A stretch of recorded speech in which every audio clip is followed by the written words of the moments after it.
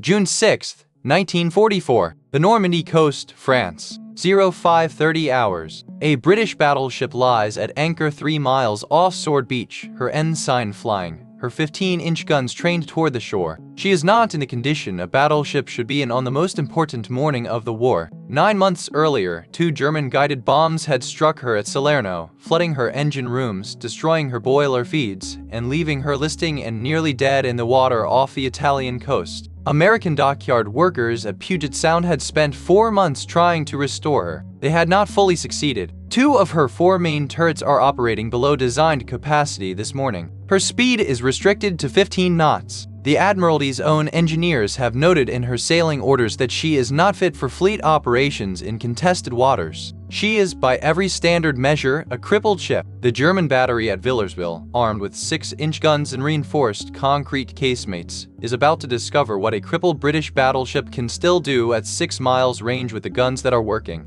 This is how HMS Warspite sailed broken into the largest amphibious operation in history, and did more damage in a single morning than most undamaged ships achieve in an entire commission. The strategic context that put Warspite off Sword Beach on the 6th of June had been building since the Salerno landings of September 1943. Operation Avalanche, the Allied assault on the Italian mainland south of Naples, had gone badly wrong in its first 48 hours. German counterattacks had driven to within a mile of the beach before Naval gunfire stabilized the perimeter. Warspite and HMS Valiant had been rushed into the Gulf of Salerno to provide heavy fire support, their 15-inch guns reaching inland to ranges that no field artillery could match. On the 16th of September, with the battle still in the balance, the Luftwaffe deployed a weapon the Royal Navy had never faced. Fritz X was a 1,400-pound radio-guided bomb, dropped from high altitude and steered by an operator in the launching aircraft onto the target below. 2 Fritz X bombs struck Warspite in rapid succession.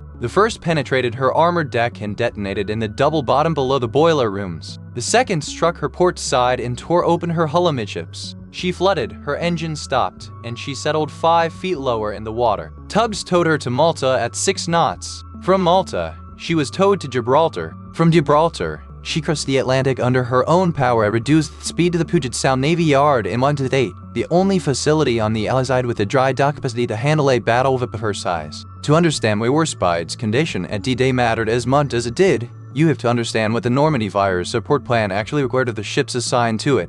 Because the margin between what the plan demanded and what a fully repaired battleship could provide was already narrow before the dockyard reports on Warspite's actual condition came back from Puget Sound. The Allied Naval Bombardment Force for Operation Neptune was organized around the principle that German coastal batteries and reinforced concrete casemates could not be reliably destroyed from the air alone. The pre-invasion bombing campaign had demonstrated that concrete gun positions could absorb near misses from medium bombers without significant degradation. The guns inside them had to be engaged directly by flat trajectory naval gunfire aimed at the embrasures, the openings through which the gun barrels projected, from a range close enough to achieve the accuracy required. That work required battleships. Their 15-inch shells, arriving on a relatively flat trajectory at ranges of 5 to 8 miles, could penetrate concrete casemates that bomb blast could not crack. Cruisers and destroyers could suppress beach defenses and infantry positions, but the concrete battery at Villersville, covering the approaches to Sword Beach with 6 guns capable of penetrating the landing craft and the larger support vessels, required a battleship to silence it. Warspite was the ship assigned to that specific target. The question was whether a ship that could not maintain full turret operation and was restricted to 15 knots could execute fire missions demanding the accuracy of a fully operational gunnery platform. What the dockyard reports described as deficiencies had not changed the fundamental ability that made Warspite the most experienced gunnery ship in the Royal Navy. She had been commissioned in 1915 and had fought at Jutland, where her steering jammed under fire and she circled twice in front of the entire German battle fleet, absorbing hit after hit before her crew restored control, and she kept shooting. She had struck the Italian flagship Giulio Cesare at Calabria in July 1940 at a range of 26,000 yards, the longest confirmed hit ever scored by one moving battleship on another. She had destroyed the Italian heavy cruisers Zara and Fiume at Cape Matapan in March 1941 at 3,000 yards in complete darkness. Her gunnery department had accumulated 29 years of operational experience by the morning of June 6, 1944, the longest active service record of any capital ship on the Allied side. The two turrets operating below designed capacity that morning were still being served by crews who could find a target at 6 miles, hold the range through the ship's motion in the channel swell, and correct their fall of shot within 2 salvos. The dockyard's deficiency list measured the machinery. It did not measure the men who had been operating that machinery since before most of them were born. If you are enjoying this look at how the Royal Navy's most battle-worn ship became its most effective shore bombardment platform on the most important day of the war, a quick subscribe helps the channel keep producing deep dives like this one. At 05:56 hours on June 6th, Warspite opened fire on the Villarville battery with her forward turrets at a range of approximately 11,000 yards. Her first salvo bracketed the target. Her gunnery officer, working from the fire control director above the bridge with a clear line of sight to the shore in the pre-dawn light, corrected the fall of shot and brought the second salvo onto the battery position.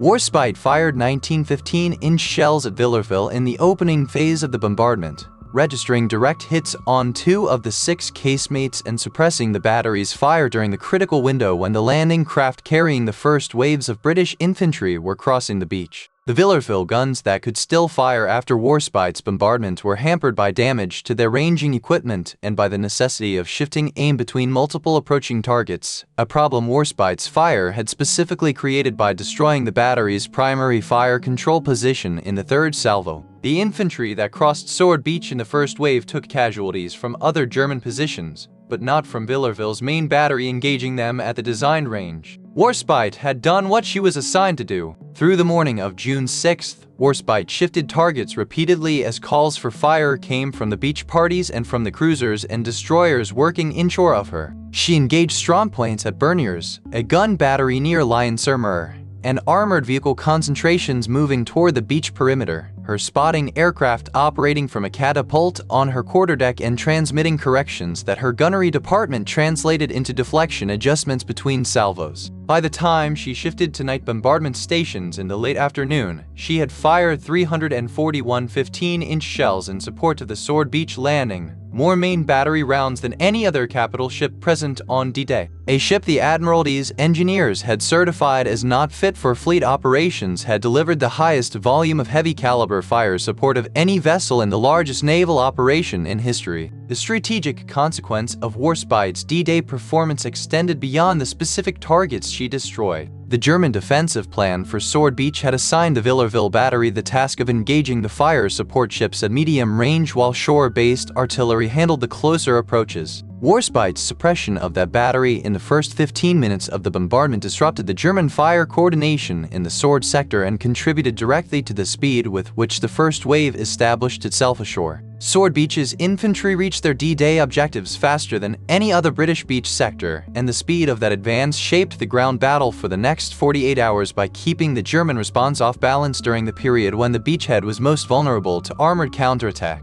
The connection between Warspite's gunnery at 05:56 and the ground situation at Sword on the evening of June 6 is direct and documented in the post-action reports of both the Naval Bombardment Force commander and the commander of the British 3rd Infantry Division. Warspite struck a mine on the 10th of June while still supporting the beachhead and was again damaged severely enough to require dockyard attention. She was repaired, returned to service, bombarded German shore positions in the Scheldt estuary in the autumn of 1944, and was finally decommissioned in February 1945. Her last operational service completed 30 years after she was commissioned. While being towed to the breakers in 1947, she broke free in a storm in the English Channel and grounded on the Cornish coast at Prussia Cove, where the locals stripped the wreck of anything removable over the following years, a final act of disassembly more chaotic than anything the Luftwaffe or the Kriegsmarine had managed to inflict on her in 30 years of trying. What D-Day proved about Warspite was not that the Admiralty had been wrong to restrict her to limited operations after Puget Sound. The dockyard assessment had been accurate. Her machinery was below the standard required for fleet operations against a defended opponent who could exploit her reduced speed. What the 6th of June proved was that the operational requirement on that specific day did not need a fully repaired ship. It needed a ship that could anchor in a specific position, hold that position in channel weather, and deliver accurate 15-inch gunfire at a target whose coordinates had been surveyed and confirmed by reconnaissance. That requirement played to every strength Warspite's 30 years of service had developed and demanded nothing she could not still provide despite the damage the Fritz X bombs had done to her boiler rooms 9 months earlier. The Admiral is in a critical ship only not because they had nothing better available, but because this is a garbage sword beach on Tuesday required the most very good without a whole ever did and would provide available that we might manage, and as well the low of a dance ship rather than a new manage when they had not spent 3 decades 30 hours shoot. The half that was working